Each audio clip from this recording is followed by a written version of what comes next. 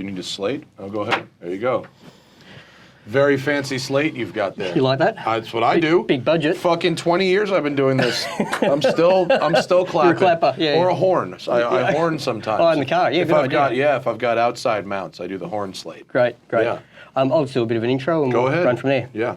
G'day everyone, welcome back to Porsche Talk Podcast. Today I am joined by Matt Farah from The Smoking Tyre. G'day Matt, thank you for joining me today. Thanks for coming by my place. No worries, it's amazing. If anyone gets the opportunity or needs cars stored, come and see Matt because it's pretty impressive. We do tours if your people are in town. We had some Aussies here yesterday. Yeah, great. If you got people in town, we do tours to the public. There's a lot of Aussies in town right now for Rennsport. Yeah, there was a whole group of them that were on their way sort of doing it's the traditional San Francisco via Los Angeles pilgrimage. Sure. It's like, if you're here, you might as well drive 400 extra miles. Which, when you're in Australia, isn't that far. It's not that far. No, that's right. It's not that far. It's a nice drive here as well. It's sort of like, there's a lot of very pretty ways to do that drive, and so I do it myself all the time, and it's pretty nice. Yeah, great. I've been in the States for a couple of weeks now, and like yourself, when you're in another country, you are no doubt as entertained by the cars you don't get to see at home. Sure, yeah, of course. I've got a few notes that I've made. I wouldn't mind some of your observations about cars in the USA. Yeah, hit me. Okay, good one. Firstly, I'll just give you a bit of an idea on what the itineraries involve, and it'll give you some idea on, perspective. We flew into JFK. Okay. Then headed up through Connecticut, Massachusetts to Maine. Okay. Okay, and then came back down south inland through Pennsylvania. This is my wife had some friends and things she wanted to do, and that involved a lady up in York, Maine, and then we came back through the Amish communities in Lancaster. Yeah. Yeah, okay. I've driven everywhere imaginable in this country, so you're speaking my language. Fantastic. Go on. Okay. Yeah, and then from there we headed down to the Smokies. Okay. So we stayed down at Pigeon Forge for a couple of days. Dollywood, love it. Amazing. Interesting place, isn't it? Yeah, I've got some great. This is why I wanted to give you some perspective on the trip. There's some interesting shit going on in Pigeon Forge. Yeah.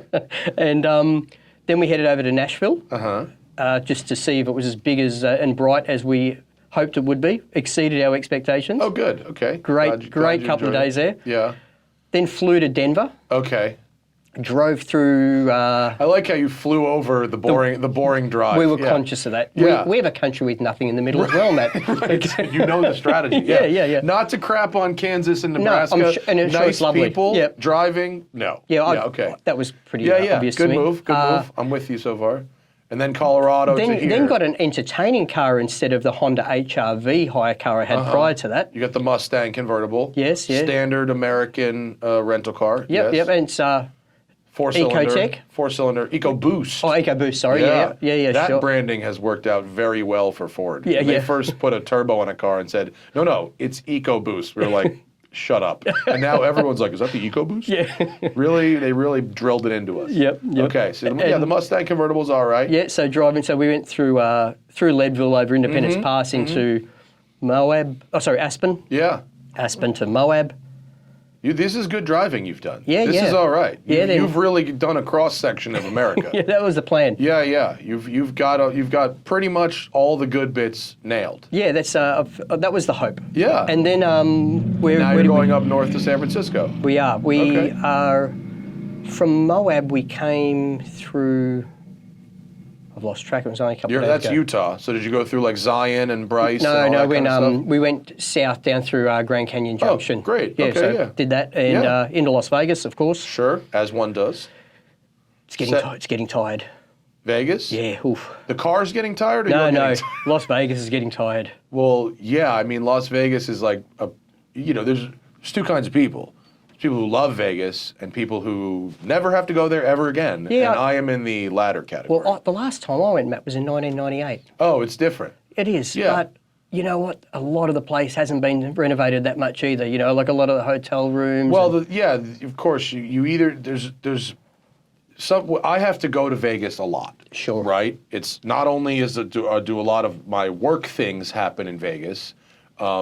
but people have bachelor parties. You might call them stags. Sure. No, we call them bachelor parties. No, bachelor parties? Okay, sorry. Or whatever. There's always some kind of occasion to go to Vegas. A reason to go to Vegas you wish you didn't have to go for. Right, yeah. The SEMA show, which if you've heard of, the SEMA show, the aftermarket thing, it's like a big deal every year. So you develop strategies for Vegas. Sure.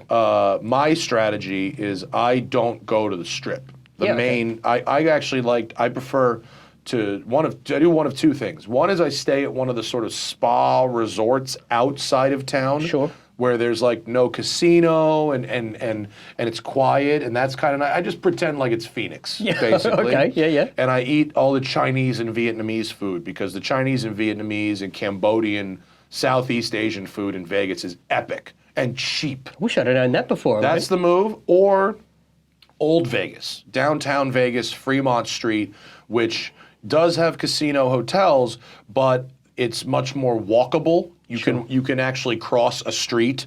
There's freestanding bars and restaurants you can walk to that are not attached to a casino, and it's much more generally more pleasant. Yeah.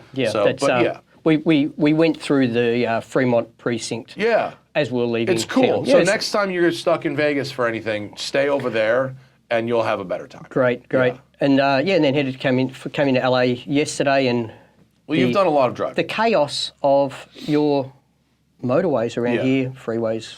Well, you came in yesterday on a Saturday afternoon. Yeah. So I one of my hobbies is traffic, and I've read books on traffic and studies on traffic. Saturday afternoon is by far the worst traffic of the week in the city. Great to know. Yeah, because people commute obviously on the weekdays, but on a Saturday afternoon, everybody's doing something. Yeah. They're shopping, they're at a park, they're going to do something with their kids, whatever. And so the biggest piece of advice I give to anyone who's coming to Los Angeles is Saturday between 10 a.m. and 4 p.m., be wherever you want to be, but don't be going somewhere, because you will want to hang yourself. I mean, LA is known for its traffic, and LA traffic sucks, and there's no rhyme or reason about it.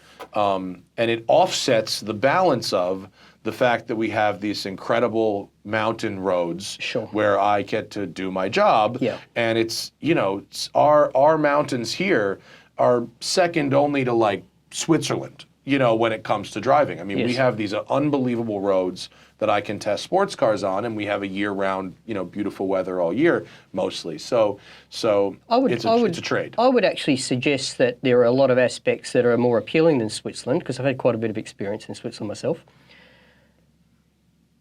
The policing in Switzerland is somewhat more ruthless than it is in California as a general rule. For sure, yeah. And like your point that you made about driving all year round as well is quite attractive. Yeah, Switzerland obviously is not a good place to speed. You don't want to do that. Although on the actual mountain passes, there's significantly less enforcement. And it's difficult to speed anyway. Yeah, right. The road limits you as fast and as you up go. here on our roads, it's, when I go out there, which is very, very early in the morning, sunrise, I'm up there. I'm the first car on the hill. Those roads are pretty far in the middle of nowhere. Yes. From here, in the morning with no traffic, it's like 45 minutes to an hour. With traffic, it could be almost 2 hours to get out there. So it's not like it's around the corner. And fortunately, my day-to-day life is not. People also, when they come to LA, it doesn't look that big on the map. Oh, man. And people want to do a bunch of stuff. And so they find themselves driving all over the city to do all this stuff. And then they realize, A, it's huge, and B, the traffic sucks. And C, the average speed of travel in the city is like 15 miles an hour. And so, 15 miles away, that's no big deal. Well, that's an hour. Yeah. So my day-to-day life, my world is not that big. It's probably a 3 or 4 mile circle, and that's really about it. And I ride motorcycles. And I don't know about Australia, but lane splitting is legal here. Which is very civilized. I'm not sure of the legality of lane splitting, but in Australia, the trend I've noticed is, I'm going to generalise here because where I live in Australia, it's not like the East Coast. Yeah, we have a lot of is roomy. It is, and we got big. It's a modern city. Yeah, the roads are built for the size cars we have today. Right. Okay, so unlike Los Angeles is quite evident by the fat cars are massive and the lanes seem narrow. Yeah, right? well, we've had the same road standards for 50 years, and the cars are really pushing the boundaries of that. I would suggest it might be longer than 50 years, because 50 years is 1970. Yeah, it's probably longer. You're right. It probably goes back to the 30s. Yeah, probably. Yeah. Anyway, but yeah, lane splitting, I'm not too sure. I don't think it's policed if it's illegal, would be my observation. In America, it is illegal in 49 of the 50 states. Is that right? California is the only state where it's legal, which is amazing because it's actually statistically safer. Most car on motorcycle crashes are not being hit from the side. They're actually rear endings, where a motorcycle is in a line of cars waiting for a traffic light, another car doesn't see them and crushes them in between the cars. Sure. And if you can move to the front of that line, you are statistically much, much safer. Sure. It seems more dangerous because moving in that space in between cars seems scary, but it's actually statistically much safer. And A, and B, it is a very efficient way to not have traffic apply to you. Yeah, of course. So although I test cars for a living and I collect a bunch of old and stupid cars myself, day to day, I ride a Vespa. And like, it is the greatest mode of transportation, and I can get anywhere I need to go in 20 minutes. I don't have to factor in traffic, and Lovely. life is fantastic. And it's lime green, which is just awesome. Highly visible. Highly visible. Great. Yeah.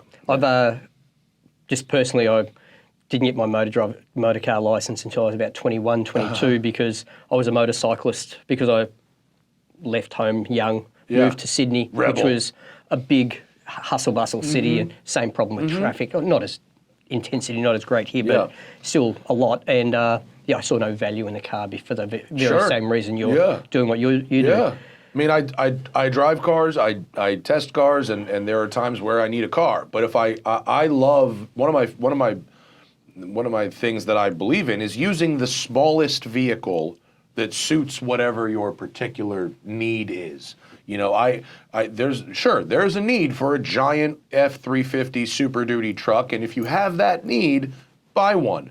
But there's a lot of people in this country that do not have that need and buy that giant thing anyway, and that's stupid. On that topic, let's talk about Tennessee motor vehicles for a moment. Sure. Yeah, we were going to try and generalize about American cars, so back to that. There's a thing with the guys there. Oh, that's a generalisation. I appreciate it's okay. when I say guys, but I know about 99.8% of my listeners of the podcast are men. Yeah. Okay, the wheel offsets that they're putting on their trucks are I can see their disc rotors. Their wheels are sticking out. If I said to you a foot further than they should be, and that jacked happens up here too, and I wonder if that is an intentional choice or someone who just points at a set of wheels and just goes, those, without actually doing the math. No way. It's got to be. It's way more conscious than that, because all the guys are doing it. And like when you can see the rotor. From behind that's the bad. truck, know that the offset. That's bad. That can't be natural. And underbody lighting on these trucks is prolific over in Tennessee too. 25-year cycle. Yeah, that was cool in the late 90s. You think it's come back, street do you? glow. Yeah. And I in fairness, my first car when I was a kid, I put the street glow on the car. What? This was 1997. This was 4 years before the Fast and the Furious came out. Yeah, okay. The first one. So I'm not going to say it was cool then. It probably wasn't, but it definitely wasn't like eye-rollingly awful. And no one in my peer group was like, hey, you shouldn't do that. You do know by not following fashion, you're creating it. I was the inspiration for that film. Clearly. I don't know if you know that. But now, especially because it's so easy and cheap to do LED lighting strips. The ones I had were neon tubes.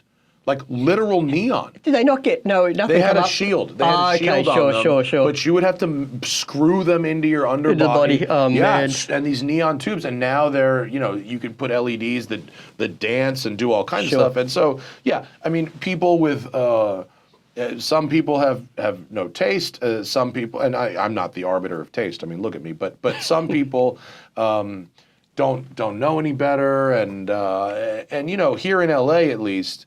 I can't speak for Tennessee, but here in LA, like nobody sees your house. Everybody sees your car. Sure.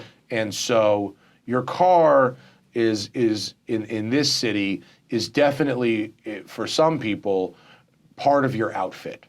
Got it. And so, makes a lot of sense. You know, there are people, and a lot of them listen to my show, whose entire identities are wrapped up in their car. Sure. You know, their Instagram handle is Mustang Cobra Guy 425. And it's on their car. And it's, well, don't get me, you got to be a real special kind of special to put your Instagram handle on your car because, I mean, you know, the police understand how that works. Yes, they do. It's just really, really dumb. But yeah, the offset on the trucks is a weird one, and I guess it is a style thing, but it's not good. No. It's Look, not can you good. imagine how the car drives? Or the truck drives. Trucks drive terrible anyway. It's gotta I mean, be this is just hard. at a new level. Yeah. What about UTVs or side-by-sides on the road over there? Like, Legal in some states. yeah, I saw them in Utah on the road. Yeah, and yeah. like some of these young guys and girls, they're like lifting them a mile. Yeah. You just about walk under the UTV and they drive them on the road. It's just crazy. Yeah, they're legal in some states. I don't know the whole list, but Utah, Arizona, certainly. I think Tennessee, they are legal as long as the speed limit is below some certain number. I suspect they don't meet crash standards. No. Can you imagine? No, not certainly even not. no airbags or anything. And No, these people putting their certainly kids not. in the back of these things. Yeah, no. I mean, look, if you live if you live just adjacent to a trail and you're going a mile or two up the road to get to the trail, like, okay, but there are certainly people who use them as cars in those kinds of their areas, and like, I would maybe not do that. I just, you know, here's what I like about those types of laws. It's the same thing I like about there not being a helmet law. You're not endangering someone else. If you want to endanger yourself, you want to ride a motorcycle without a helmet and roll those dice, you want to drive a UTV on the street, you're probably not going to do too much damage to someone else. You know, you crash into a car with a UTV, you're probably doing less damage than if it was another car. Sure. Versus, you know, and I'm not trying to be anti-customization here, but versus like the offset wheels on a truck, like there's so many videos of those wheels like flying off the trucks. Yeah. You're creating something that handles really poorly and, oh, by the way, is enormous and very heavy. You're at a risk, you're putting some others in danger, possibly at a greater percentage than you're putting yourself in danger. So I'm against laws that prevent you from risking your own life, and I am for laws that make you putting others people's lives at risk more likely. Well, we were driving down the road that goes down towards the Smokes. I think it's the 61 or 81 or something. Whatever it is. Trucks. All it's just non-stop trucks the whole way down there, right? But you mean big semi-trucks? Semis. Yeah. You know the word Americans use for trucks, such as the F-150, or that type, or a Tacoma, or something like. We don't use the word truck to describe those vehicles in Australia. What is the word for that? It's a ute. Okay. Sure. Or you know what I mean, or a dual cab is another word that's used commonly. But anyway, so when I think truck, I think semi-trailer. Right. But sorry about that. But regardless, these trucks are just non-stop, and some of them are driving like they've clearly, you know, taking something to enhance their experience. Oh, right? yeah. And but when those things have an accident on that road, the backup for miles and miles and hours, because there was an incident in the opposite direction when we're heading down there, I would suggest it was about 25, 30 miles of no movement. Yeah, that's not great. You know, and when you talk about people take the risks, I often think about, sure, the law shouldn't be there to protect them from hurting themselves. Yeah. What the law should be there for me is to that person not inconveniencing me for 3 hours waiting for them to get scraped up. Yeah, well, I hope they're not like dead. I mean, you know, course.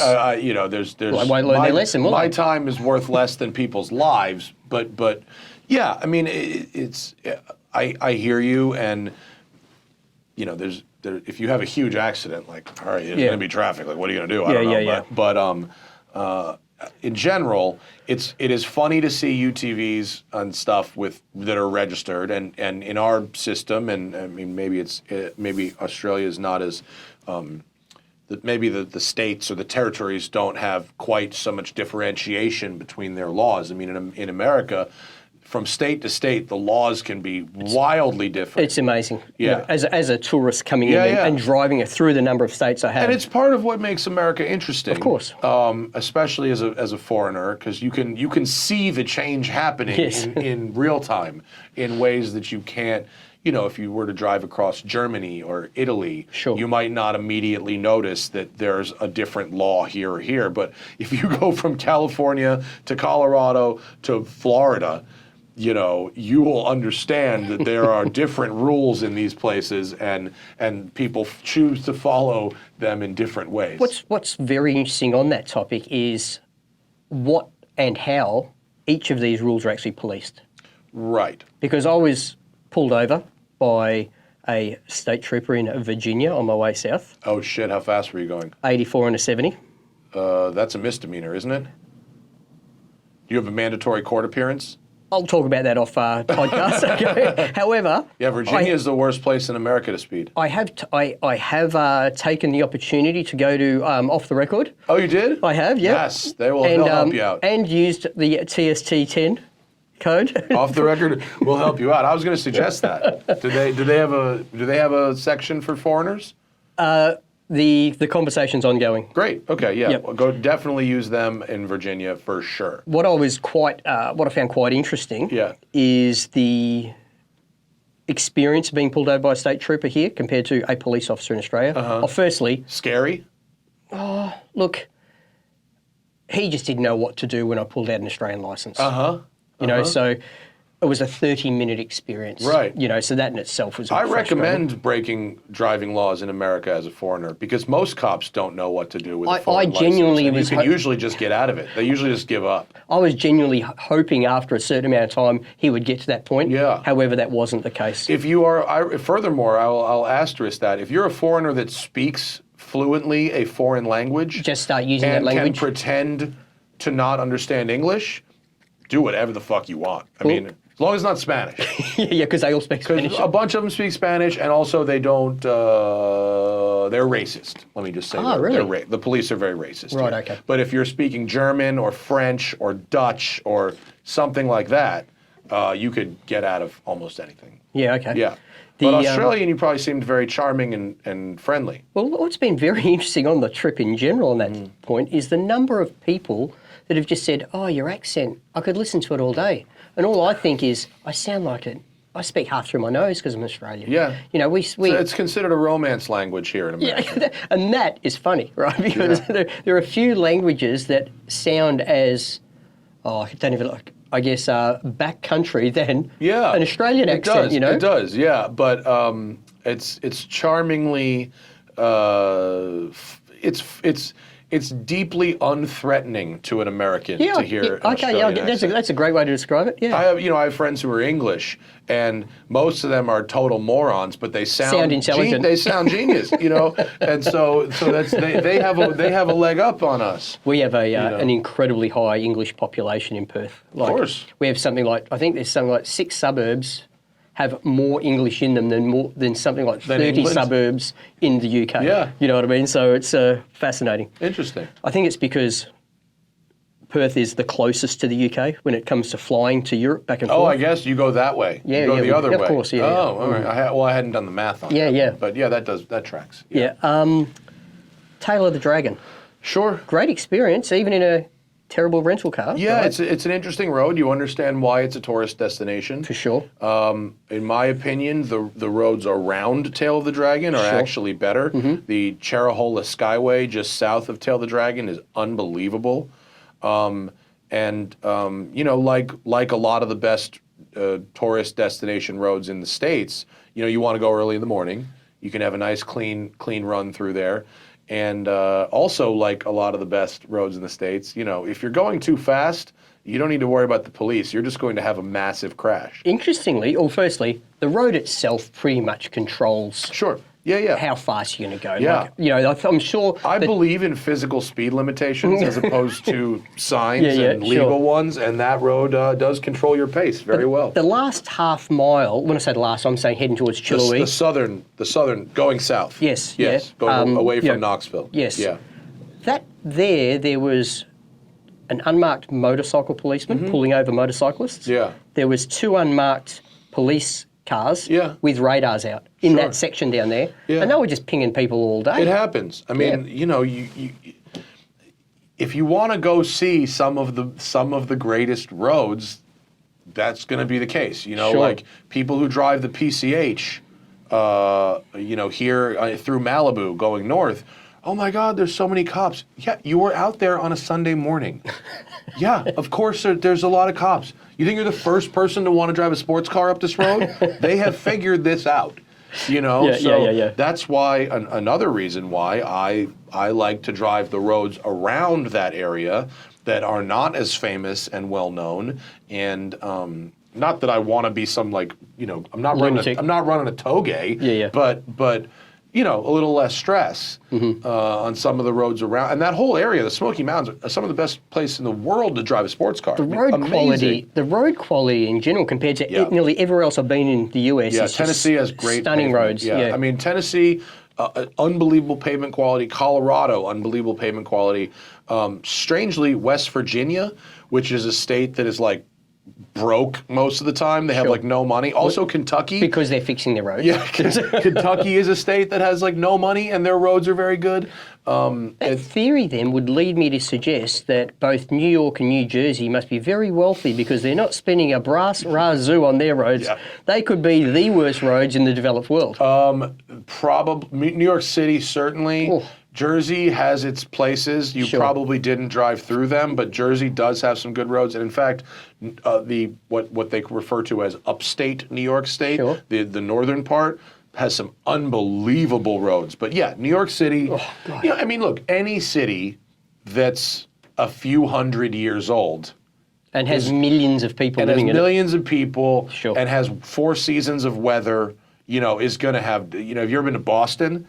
If you think New York City roads are bad, try Boston or Philadelphia, because boy, are you in for a ride. Is that right? Oh yeah, Boston. I mean, top 3 worst roads in the U.S. are definitely Boston, then Philly, then New York City. Wowza. Yeah, okay. Yeah. I'll steer clear of those for my driving experiences. What I would say about the whole driving around Tennessee was I have a 981 GT4. I would have preferred to have that.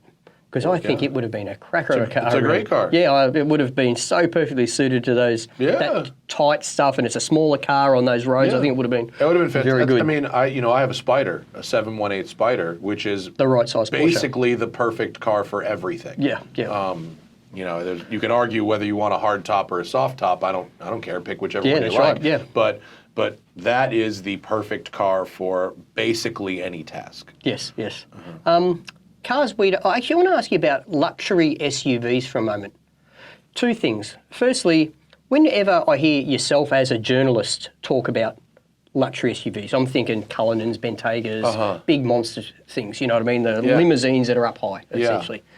Why doesn't anyone ever talk about the Lincoln Navigator? Because I saw one the other day and I saw inside it, and I think that was a pretty special motor vehicle. The Navigator, when the Navigator first came out, I want to say it was maybe 1999 or 2000. Oh, yeah, that long ago, Yeah.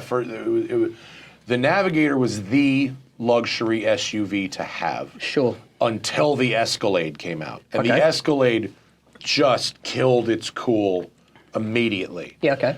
And the Navigator is actually a very nice, well-made thing, despite being enormous. Sure. I have my own issues with that. Yeah, but the seats, the tech, it's actually a very nice thing. This one I saw was a 22 model, so it's very current. Yeah. And it was just stunning inside. Yeah, the interiors are great. They've never been able to catch Cadillac. Right, okay. In terms of sales, and so you probably see 5-to-1 Escalades to Navigators. My best guess as to why that is because the type of people who buy those vehicles just don't think they're as cool. Got it. They just Okay. think the Escalade is a cooler truck. Sure. I've driven both. They're basically interchangeable. Sure. And Escalade Navigator's not available with a V8. Really? I mean, they were. Yeah, but currently, now EcoBoost twin turbo 6, and the Escalade is still being sold with the Corvette-based LT okay. Fascinating. engine. So for some people, that's like a thing. Yeah, okay. The I would have to say, as an observation on the roads, from my trip arriving even to my last 24 hours in LA, there's nowhere near as many EVs as I expected. There's pockets. Sure. So LA, there's a ton of them. If you drive around our city, it's an enormous market. Sure, here. and I've seen that. Prior to coming here, Sure. I wouldn't have seen 25 Yeah. EVs full stop. Yeah. And that was only Tesla and Rivian. Nothing, no Euro brands. I didn't see any Euro brands till I got here. Right. And I was just, for some reason, the perception in our media at home is that this is the next thing and it's inevitable, right? Well, they certainly want you to think that, But- don't they? It wouldn't be 1 in 100 cars. No, I think EV market share right now is like 3 or 4%, and I'm talking about new car sales. Sure. So if you factor that into all the cars that were already here, it's a very small number. It's amazing. And I mean, but also if you drive in a lot of those other states, Maine, Sure, they're Vermont, not suitable because of the distances. but you're and the temperature swings. Oh, yeah, okay. They're very cold. They're not great in the cold. But also, you don't see a lot of German cars. Period. You're right. Americans love American cars. Middle America, yeah, they're a lot cheaper. Sure. There's more dealers, around. Sure. And yeah, there is a national pride of, and also we have this thing, and I'm generalizing, but there's a lot of folks in the country. Well, my father was a Ford man, and therefore I'm a Ford man. I get it. Or Both my parents and my grandparents worked at Ford. yeah, and so so that thing kind of happens. But yeah, I mean, I'm not necessarily surprised. In this country right now, a lot of people, we have massive income inequality, and a lot of people can't afford new cars. Sure. And older cars are staying on the road longer and longer each year. The average age of a car on the road in America right now is like 12, 13 years. Wowza. Yeah, that's average. Yeah. So, I mean, fortunately, the cars that were made in the 90s and 2000s were overwhelmingly decent quality, so they can be kept on the road for a long time. But a lot of people can't afford new cars. Those people that can afford new cars, a lot of them, we don't have a great EV infrastructure here. It's not been supported the way it should have been from a government perspective and that kind of thing. If you don't live in a home where you can have a level 2 charger at your house, unusable. It's a headache. Sure. Because if you have to go use a fast charger, that's nearly as expensive as gas. Yeah, I've seen the prices at the stations. Fuel EVs stations. are expensive. The average price of an EV is like $50,000-$60,000. And fast charging is expensive. It's probably 3/4 of the price of a tank of fuel. And our fuel is cheap. Even in the months where our fuel is expensive, it's still cheap compared to the rest of the civilized world. I want to talk to you about fuel for a second. Coming through Middle America, often I'm seeing fuel at $3.50 a gallon. Yeah, really Often. cheap. Yeah. And I'm listening to the local radio because if there's one thing I love about travelling, it's listening to local radio wherever I go, right? Yeah. And they're talking about, the fuel costs will be coming back down again soon. So, around October, November. And because all our fuel comes out of California, they're saying, right, that, there's something to do with the trucking at the moment. Or, I don't know, I didn't get the exact details. There's a lot of refineries here in And then I Southern get to California and see it's that very your fuel expensive. is like $2 more. Yeah.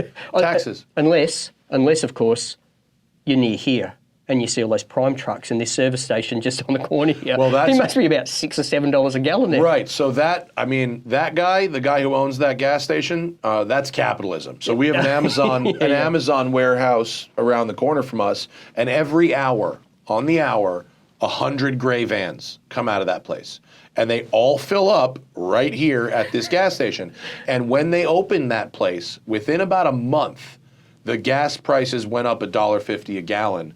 Because this guy's like fuck Jeff Bezos, Yeah, dude. he's got enough. I want some. Yeah. So there's another gas station just up the road. So I don't fill up here ever. Yeah. But I laugh my ass off at the fact that this guy is just taking Bezos's money, selling overpriced gas. I would suggest that could be the most valuable fuel station in this part of Los Angeles. If you ever sold it. And we have, there's look, we do have expensive gas here. The gas taxes that California puts on their gas are very high. And they're not using that money to fix a lot of your roads, though. Yeah, there's I mean, look, it's a very complicated issue, and I don't want to oversimplify where that money is supposed to go, where it does go. California is far from perfect, and they do a lot of things wrong. But I will say that even in California with expensive gas, I've been enough places in the world to know you live in the right place. It's not so expensive. Is everyone driving a Prius? Has everyone decided that gas is expensive, and so we're going to downsize our life and not drive a giant fuel-sucking truck? In the months where gas goes down to $4 a gallon, which the cycle is between $4 and $6 a gallon. Sure. Okay, which is expensive for America but cheap for anywhere else. Yep. Except like the Middle East. Of course. In the months where it's cheap, people go out and buy Escalades and giant trucks and Range Rovers. You know what I mean? Yeah. And then they go on social media and they complain that the gas is so expensive, whereas this happens all the time and they are completely unprepared for it. Classic. And don't tell me they get it on finance, then complain about the interest rates as well. Well, something very stupid that we do in America, which is unbelievably dumb. In the 80s, when Japanese manufacturers started selling these pickup trucks, the Tacoma and the Nissan hard body trucks and stuff, little trucs like you see all over the place now. Well, that's what we have in Australia. Right. Biggest selling motor vehicle. Right. So American manufacturers lobbied the government to have an incentive to have Americans buy their American trucks rather than these smaller, lighter, better made, more fuel efficient Japanese trucks. So they came out with a tax deduction that if you own a business, it could be a big business, it could be a small business, it doesn't matter. It could be a fucking made up business, basically. If you buy a truck over a certain weight, you can depreciate the entire vehicle in 1 year. In 1 year? The first year, yeah. So when that law came into effect, it was really only very heavy-duty vehicles and people in the 1980s were not driving these big trucks every single day. They were driving those sedans that everyone gets rid of. And real construction people use trucks, right? And real people that towed stuff use trucks. And gardeners. Well, now, G-Wagons, Range Rovers, electric vehicles, or all over that weight threshold, aren't they? as well as all the consumer-grade trucks and SUVs, many of the consumer-grade trucks and SUVs that people are buying just to use as cars are over that weight. So our government, and this is a federal government, is subsidizing you to buy a bigger, heavier car than you need, rather than subsidizing the people who choose to have a smaller physical and environmental footprint. We have a similar law in Australia for tax subsidy, in that if you have a vehicle associated with a business that has any personal use, you pay a fringe benefit tax on top of your normal tax, right? Yeah. If the vehicle is capable of a payload over 1 metric ton, you're exempt from that. Right. Okay. So that's how ours is calculated as well. It's called gross vehicle weight here, which is the weight of the vehicle plus everything it can potentially carry. Okay. That's how they calculate it. Yeah. I oversimplified it. Curb weight versus gross weight, but it's basically the same thing. Yeah. Okay. Yeah. A couple of questions about Matt Farah. Okay. My favorite kind of question. Is that your wife speaking or yourself? She would agree. Yes. Before automotive journalism, did you do any other sort of journalism? No. So you've just come into cars and you've been typed up cars ever since? To me, it was more cars than journalism. Great, okay. I use the word journalist about myself because I try to hold myself to journalistic standards of ethics, Sure. as opposed to YouTuber or get it. influencer. Trying to get but what I they have can get, no, yeah. I have no formal journalism background. My university study was photography, which does come in handy quite a bit. I can imagine. And I worked in a variety of different car businesses. I worked at dealerships. I worked at exotic car rental companies. I started a car wash and detailing shop. I've trailered cars. I've towed cars. I've done stuff in the car industry, and that's what my background Got it. was. Okay. Yeah. With the journalist side of things, and you writing stories as opposed to talking or videoing. Yeah. Okay. Yeah.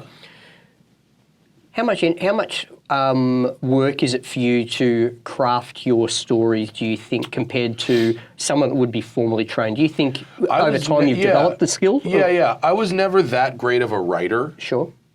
before, like in school. I was okay, but I was never that great. It was only when I understood, and I think I probably learned it maybe from Clarkson. I mean, I always reading about cars and life. Reading is my preferred method of content consumption. Sure. And I don't want to sound like a snob. It's not like I'm reading like 100 books a week or something. Yeah. But when I want to learn about something, I prefer to read it rather than watch a video or something else. And when I started understanding that some of my favorite people who did television or broadcast and then wrote something, what was important about that was that the written piece sounded like they were sitting there reading it to you. And I could hear their voice as if they were reading it to me. And when I started understanding that, and I said, well, I could just maybe write like I talk, which doesn't have to be technically, grammatically perfect. It just has to be an interesting story that if someone reads it, they could almost hear me saying it out loud. I was better at talking than I was at writing. Sure. And I said, well, what if my writing was just an optimized and edited version of my talking? And that helped me a lot become a better writer. And I'm not the best writer in the world. Sure. I'm okay. I can tell a story, I think. But from my understanding, it is an income stream for you. Oh yeah, I'm editor-at-large of a car magazine. Therefore, it can't. It's obviously the standard that that the consumer enjoys. Sure. Yeah. And more importantly, my editor enjoys it, and he's the one who sends the checks every month. So yeah, I've had very supportive and very talented editors who have. I always go long. They say, okay, we want 1,500 words, and I'll give them 1,700 or 1,800. Sure. And so I've always. So when they want to chop shit out, it's... Yeah, and I've always. Most of the time, I've worked with editors who figure out what to cut and what to tweak to make me sound a little better than what I've turned in. But the end piece usually ends up sounding like it's all my voice anyway. Yeah, so perfect. that's what writing is. Yeah. What interests do you have outside of motorcars? Well, we have my wife and I have cats, and we love our cats, and we built a house that is really like built around our. We don't have kids, and we're not going to have kids, and so we built a house that's really optimized for our cats' enjoyment. Sure. Like I said, I read a lot. I read about politics. I read about history. I study traffic. I love music and comedy, stand-up comedy. I go to a lot of stand-up comedy, and I go to the gym every single day. I mean, it may not look it, but I work out 7 days a week. Well, you look half the man I've seen. I've lost some weight. I'm working on it. It's been a lifelong kind of struggle. It's always been a hard thing for me. And in your 40s, it's a fine line between gaining and losing. Oh, you wait till you get to your 50s, my friend. Yeah, I'm sure it'll get easier. But yeah, I mean, that's a bunch of stuff. And I cook. I cook. I love cooking. Yeah, great. So, that's a bunch of things. And I fit them around my work, which, between videos, podcasts, writing, and then a brick and mortar business that's open 7 days a week, now with a second location, I managed to keep myself pretty busy. Let's talk about this business. For the listeners out there, we are sitting in Matt's studio at the moment, podcast studio. West Side Collector Car Storage. And how long have you been going? I built the building bought the property 2016. It took 5 years to build this, so we opened. It's a lot of time with no income. Yeah. We opened, it's at the end of 2020, and we've been, pretty successful here, happy, and just opened our second facility about 8 miles southeast of here. Sure. And that is going well too. I learned some lessons in the construction process, so the second one only took about 2.5 years to build it rather than 5. So the next one, you'll eventually get down to 12 months if you world domination of car storage. We just opened the second one, and I actually bought the building next door.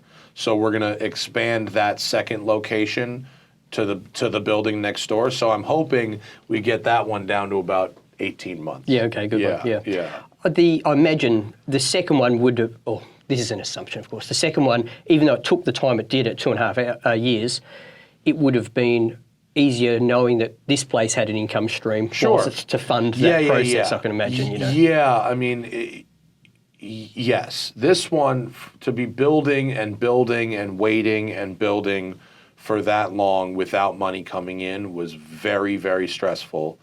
And even when the building was totally finished, looked totally finished, ready to move in, it took a further, because we finished it in April of 2020, which, what was everybody doing in April of 2020? They weren't leaving their homes. They were not going to work, I'll tell you that much.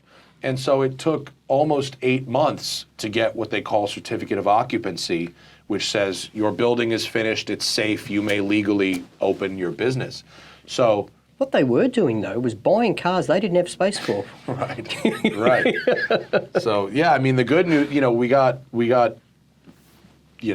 hosed in the paperwork process of COVID. Sure.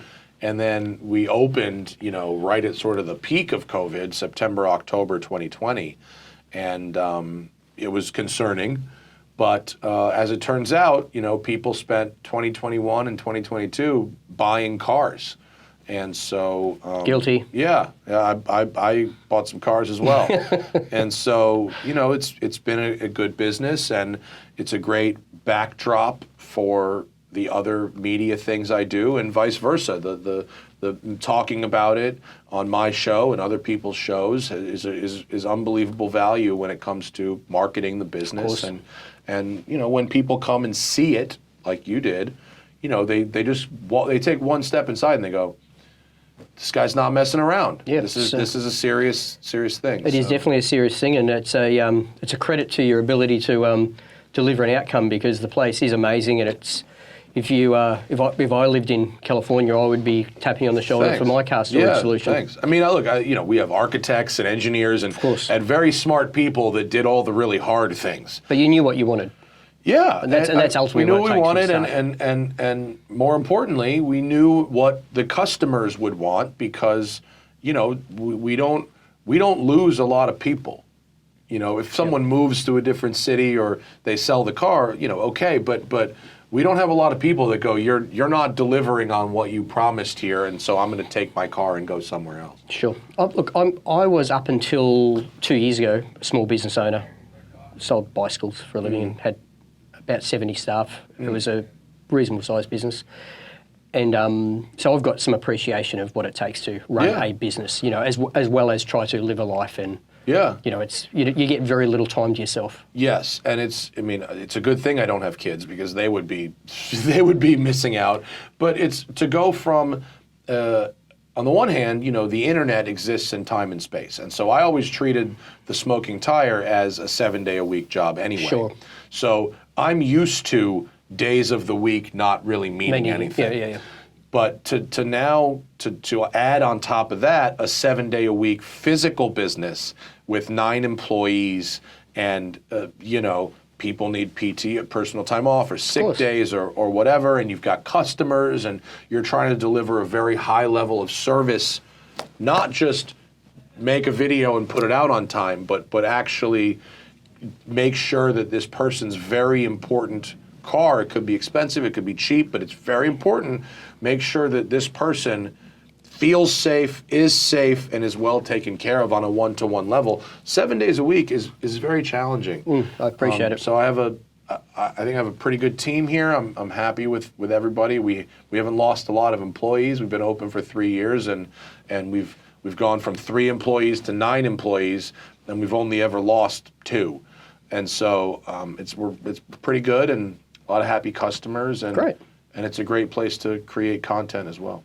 I have like 5 minutes. That's okay. Yeah. Yep, no problem.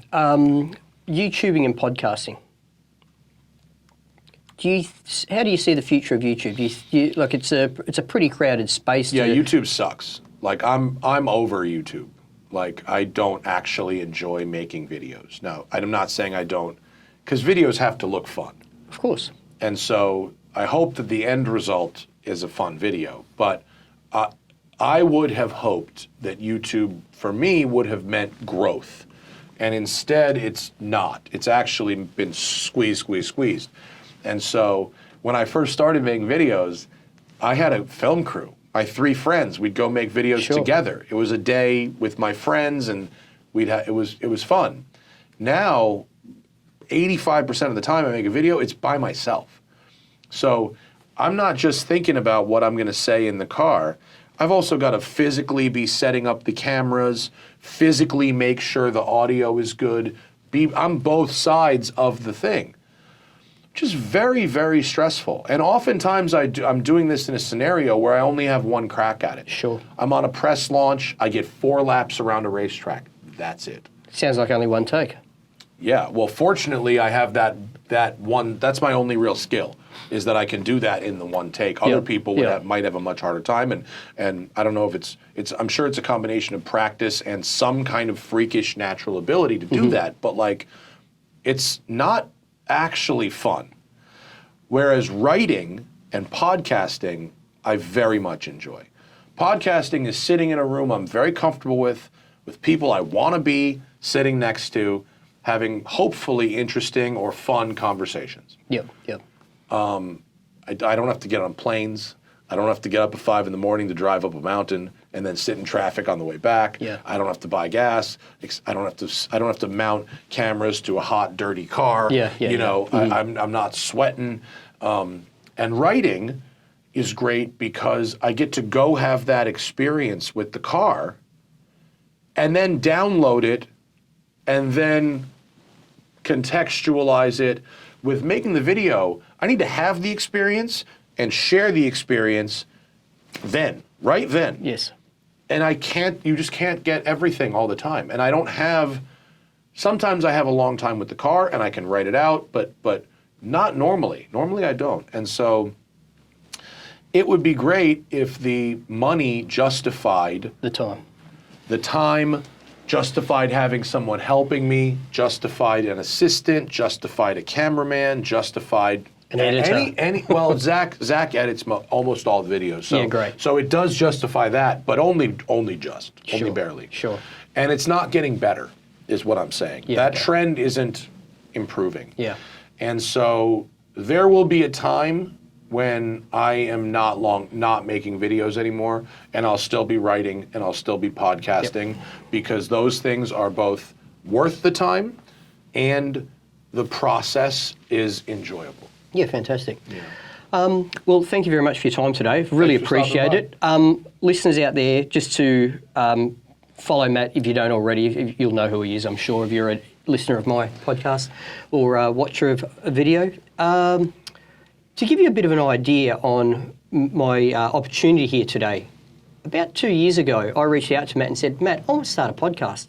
Can you come on it? And he sends me back a reply within minutes saying, you get to 50 and you reach out to me. I understand why. Yeah. Right?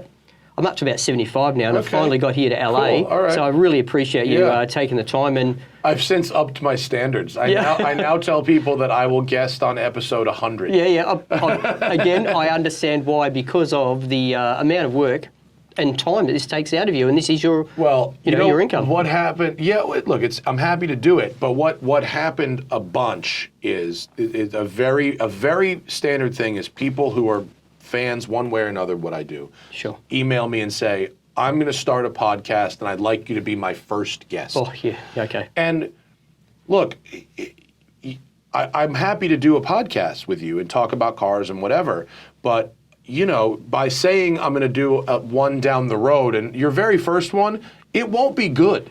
We all know. Mine wasn't good. Go listen to my first episode. It was garbage. So by the time you get to 50 or 100, you'll have a process and a procedure. Maybe you'll have an audience. At least you'll be understanding of the format And comfortable. Yeah, that just too. Talking. And I feel like maybe, I don't know if it with you, or somebody else, but I've had a couple people who say, hey, who've gone back and gone, it's 100. I'm here. I made it to 100. So if that was some level of inspiration for them to keep going and improving, then I've done a good thing for them, Yep. And if they get to 100, I do the show. Like I'm not. It wasn't a fancy blow off. Yeah, I meant it. And I appreciate it. Doesn't usually happen in person. Thanks for Thank coming you very to see much. me. Yeah, have fun at Rensport. Thanks, listeners.